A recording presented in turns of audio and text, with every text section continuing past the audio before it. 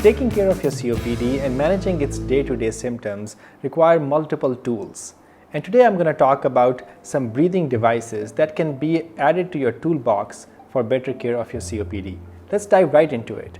Broadly, there are three types of devices that can be helpful for you. First are the devices that help move mucus from your lungs and clear the lungs easier. Second are devices that can help you do better breath control and breath regulation so you can have more control of your breathing and have less shortness of breath. And third are the devices that are used for respiratory muscle training and can be used to strengthen your breathing muscles. All these devices are easy to use and can be easily added to your daily COPD management toolkit. So let's start with the first one, devices that help clear out the mucus. Now these devices are designed to be handheld, so you can take them out, and when you breathe out through the device, it gives you some back pressure to open up the air tubes of the lungs, expand the lungs a little bit, and then with the back pressure it creates some vibration and oscillation as well. So this oscillation helps vibrate the mucus that is stuck in the airways of the lungs, and it helps move the mucus up as well.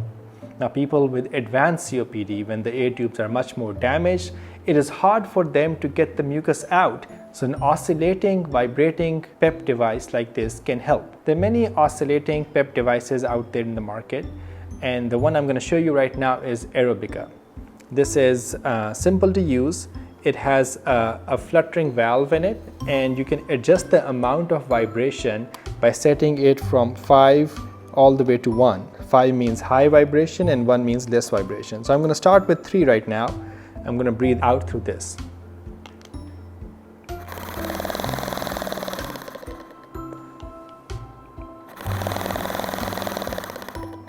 As I breathe out in this device, I feel a little back pressure, and then I also feel a lot of vibration going down all the way to my chest. Again, for people with COPD, having mucus stuck in the airways can limit their functional capacity, can have more symptoms, and also be a risk factor for flare-ups and infections. So clearing up the mucus for people with severe COPD and bronchiectasis is a very helpful tool. Second, I'm going to show you a device that helps you regulate your breathing in a much better way and can give you better breath control in your day-to-day activities and symptoms. This device is called PEP Buddy. It comes in 2 levels, level 1 and level 2.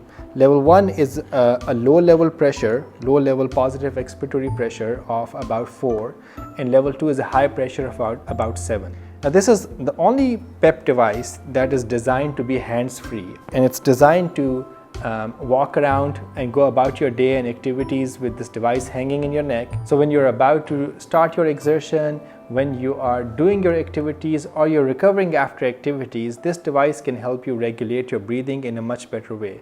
So think of this like pursed lip breathing, but much more controlled, much better regulated, and much easier to do. The way to use this would be that you will put the wide end in your mouth like a whistle. You will breathe in through the nose and out through the device.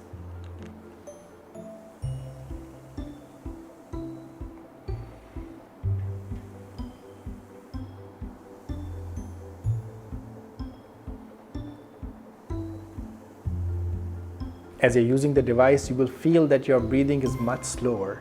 It deliberately makes your breathing slow down, and your exhalation is prolonged, and there is back pressure that you can feel. Now this back pressure keeps the small airways open so you don't develop too much air trapping and dynamic hyperinflation, which becomes the cause of shortness of breath in people with COPD. Another benefit of such breathing pattern is that it helps you calm down. It helps reduce your anxiety and stress, and it triggers the parasympathetic nervous system, which is the rest and relax nervous system.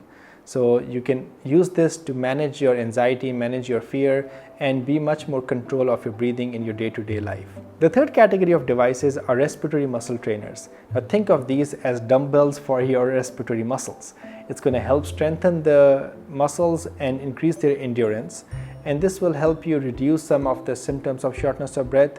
One benefit of this could be that you may have a stronger inspiratory effort that is needed for using the inhalers correctly. One example of such devices would be a breather device. In this device, you can adjust the inspiratory resistance, and you can also adjust the expiratory resistance.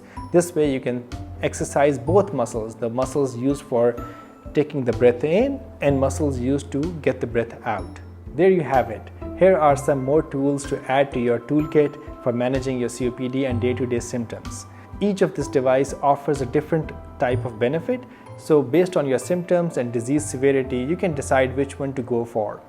Also discuss this with your doctor, try the devices out. All of them are very safe to use, and easy to try out. So talk to your doctors and stay proactive in your care. Learn more about COPD, and I'll see you in next video with more COPD tips. Thank you for watching.